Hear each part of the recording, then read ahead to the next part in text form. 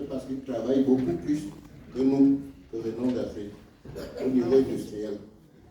Et la vie d'un Européen, donc d'un racisé qui vit en Europe, c'est 80% de sa vie au travail, à peu près.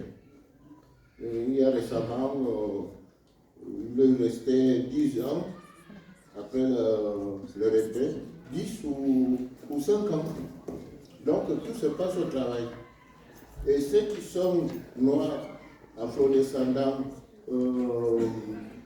de couleur de pompe, ils savent, ils expérimentent dans le secteur laboral, dans le secteur du travail, une véritable souffrance, ce que les catholiques disent un chemin de croix, de calvaire. Il y a des exemples qui abondent. Et dans le groupe on était presque 10. Donc 7 femmes et 3 hommes.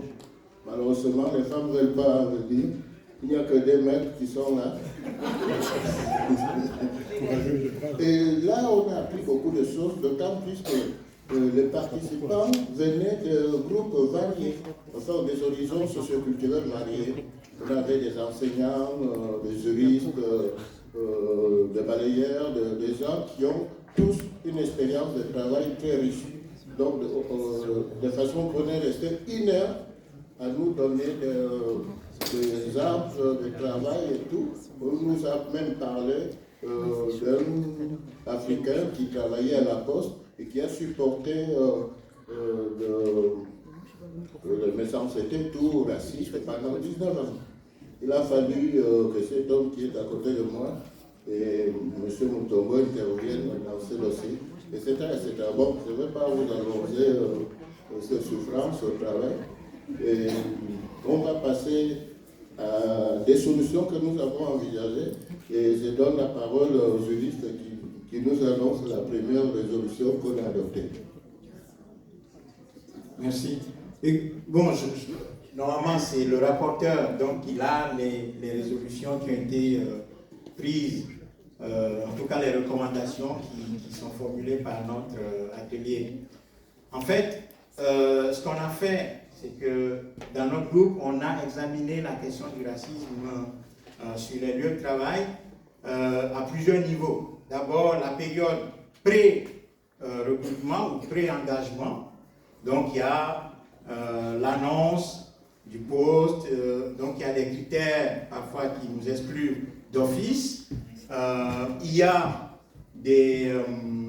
le fait que des annonces très souvent sont publiées en interne dans les entreprises, ce qui constitue une discrimination, une grande discrimination dans la discrimination d'une manière générale, parce que le poste n'est pas sorti à l'extérieur, donc c'est réservé aux gens en interne. On a aussi examiné cette période-là par les annonces cachées, les annonces ciblées avec des critères bien définis. Et puis, il y a aussi les offres spontanées que nous faisons, auxquelles on n'a jamais de réponse. Ou parfois, quand on a des réponses, c'est des biais, on nous donne d'autres explications qui font qu'on a exclu nos candidatures.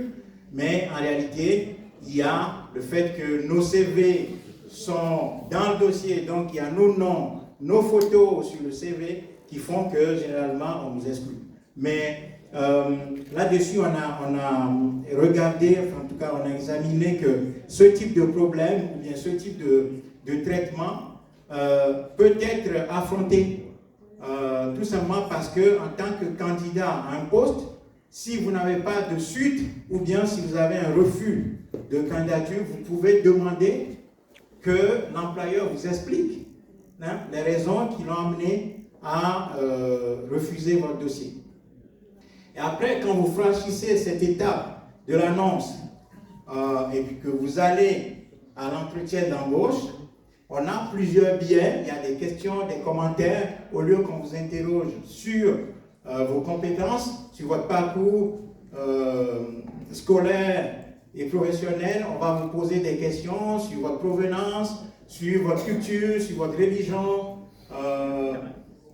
plein d'autres questions sur vos cheveux, votre tenue, etc., etc. Donc, c'est des questions qui parfois ont des relents racistes.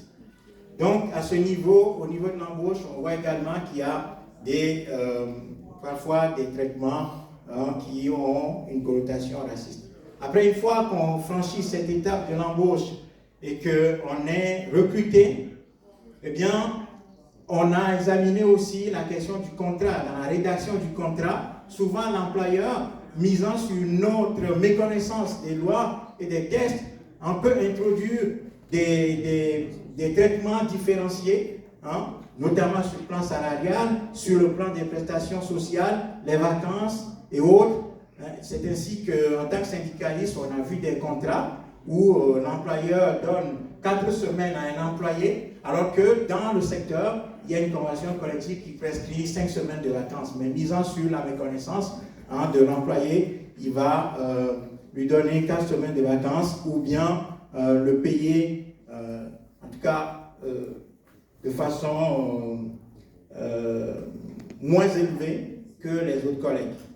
Et puis, il y a le fait que l'employé n'a pas souvent la possibilité, disons, de rebondir parce que l'employé, en tant qu'Africain, il a intériorisé aussi le fait que souvent on nous dit « Ah, mais vous devez déjà commencer par remercier qu'on vous ait donné du travail. » Parce que quand vous avez quitté chez vous, peut-être que vous ne travaillez pas, ou bien il y a plein d'autres Africains qui ne travaillent pas. Donc déjà, vous devez être dans une posture de reconnaissance vis-à-vis de l'employeur. Ce qui fait qu'on accepte plus facilement, en gros, les discriminations et des traitements discriminés.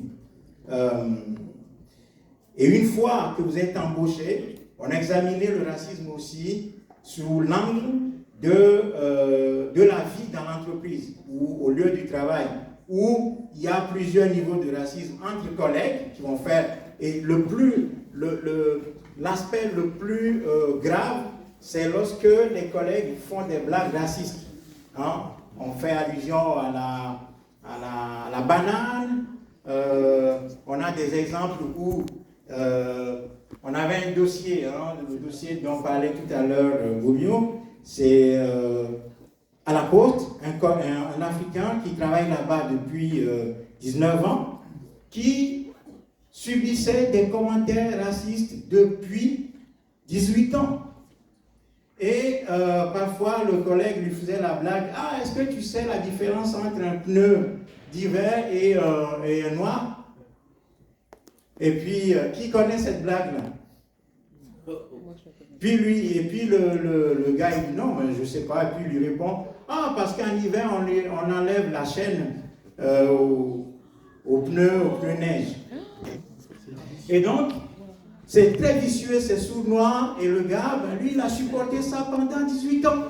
Et à un moment donné, il a réagi. Quand il a réagi, l'employeur l'a licencié avec effet immédiat pour coups et blessures. Et donc, le cas est allé au tribunal. Le syndicat qui s'en occupait n'avait pas les outils, nous a contactés. On a pris le dossier et on a contacté directement le président du conseil d'administration de la Poste, à savoir M. Levra. Et on lui a dit de nous recevoir. Il ne voulait pas le faire. On l'a obligé. Voilà.